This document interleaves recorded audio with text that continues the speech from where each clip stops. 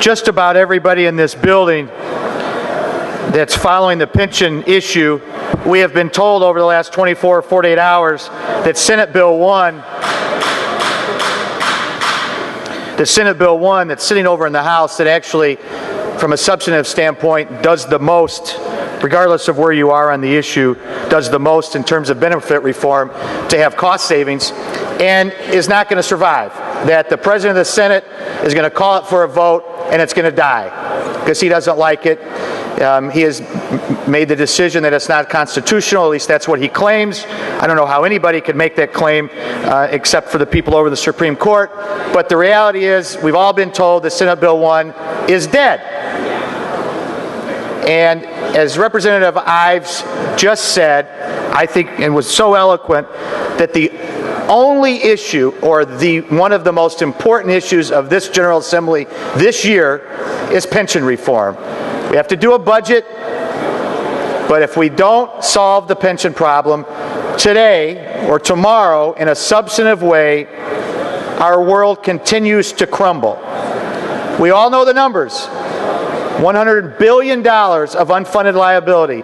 $billion. $17 million a day. The crowding out. The bond houses knocking on our doors saying, your ability to borrow money is going to cost you more. We may get to a point where it will be almost impossible to borrow money. We have got to do pension reform. And yet, this chamber and the chamber across the way has not found a way to close the deal on pension reform. We talk a good game, we send a bill over, they send a bill over, but today, 24 hours from adjournment, we have not done pension reform in a final way to send it to the governor's desk. Done a lot of other things. We just passed an election bill that was not designed to solve any problems we had, but was designed to further your side's success in political campaigns. We looked at some abuse up in Lake County that you said you were after, but we all know what that was about. I want to just highlight some of the incredibly important issues that we faced this session instead of making sure pension reform is done. We passed a lemon law dealing with puppies. Thank goodness we got that done. We spent an hour one day debating and talking about how to handle the eating of lion meat. Thank goodness we were able to spend a whole hour on lion meat. We talked about trans fats. What a great debate. Did that solve the pension problem? I don't think so. We spent a great deal of time talking about lap dogs, dogs in our laps while driving. What did that do to solve the pension problem? Yesterday, we talked about the creation of a state bank. What did that do to solve the pension problem? Oh, and don't forget two of the biggies. We were able to raise the fine for people that littered, raise the cost of a fine for people that littered, and for those of you that threw a cigarette butt down, thank goodness we were able to raise the fine for all of you. Now, those may be important issues to each and every one of you in some way, but I would like to think this chamber and the one across the way would like to do the one and only issue that matters right now, and that's pension reform. And as Jeannie Ives said, and I think she was dead on, this issue, whether you agree with the idea of a cost shift or not, is premature. All of our energy in whatever role we have should be devoted to making sure a real pension bill ends up on the governor's desk. I think he said he'd sign Senate Bill 1. He should sign Senate Bill 1. It was a collaborative effort with Representative Nekritz, Representative Sanger, Daniel Biss, the Speaker. Give all those people credit.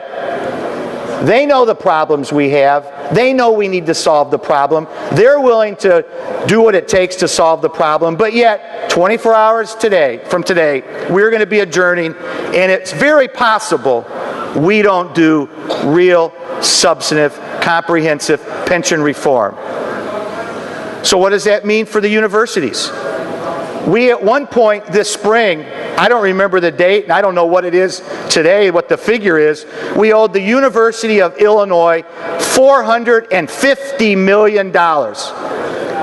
We will have a bill, an undue bill number of 7.5 at the end of this fiscal year. $7.5 billion. We owe our universities millions of dollars. And now we come along and say to our universities, and why on earth they would agree to this is beyond me, is absolutely beyond me. Incredible that they would go in and try to negotiate what I would argue is a very bad deal. And it's sad that they did. But what we're doing to them is we're saying, we caused a huge problem with the pension systems. This General Assembly did, not all of us. Many of you on the other side of the aisle were here in the mid-2000s when we didn't make a pension payment. Speaker Madigan and Governor Blagojevich, the unfunded liability back then was $38 billion.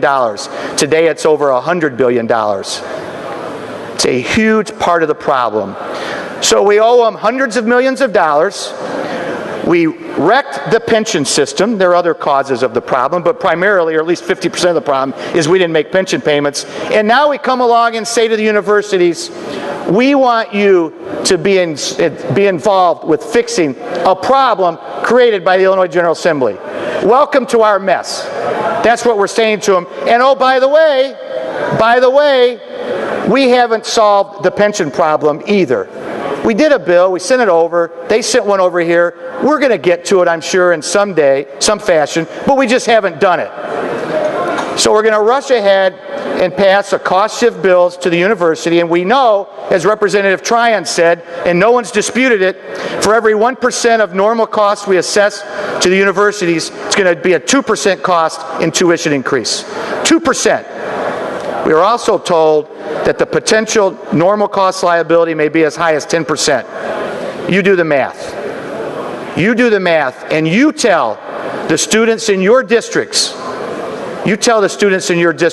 why their tuition is going up. Because one, the General Assembly didn't do benefit reform, and two, they transferred the cost without fixing the problem to the universities. Now the universities apparently in committee said, well, we won't have any tuition costs. We'll find efficiencies and make sure we keep those down. They're just now finding efficiencies? Where have they been the last 2, 3, 4, 5, 10 years? Do we really think they can find efficiencies to the tune of the liability we're going to put on them? Of course not. Of course not.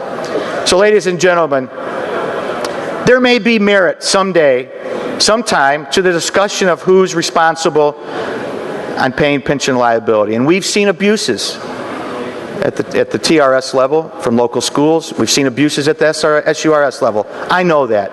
I'm not going to sit here and say that that doesn't exist. And that needs to be addressed. And we're willing to do that. But before we go down any road whatsoever on cost shift, we need real substantive pension reform. That hasn't happened. I hope and I pray we're not seeing the old typical game played by your leader and the Senate leader of crossing fingers and saying, oh, he's got it, no, he's got it, and get out of here without doing anything real, because that would be a tragedy. We haven't demonstrated a capacity to get it done yet. I hope in the next 24 hours we actually get a real pension bill to the governor's desk. So for that reason, for those reasons and others, I will not be supporting this, and I suspect most everybody, if not everybody, on this side of the aisle joins me in those feelings. Thank you, Mr. Speaker.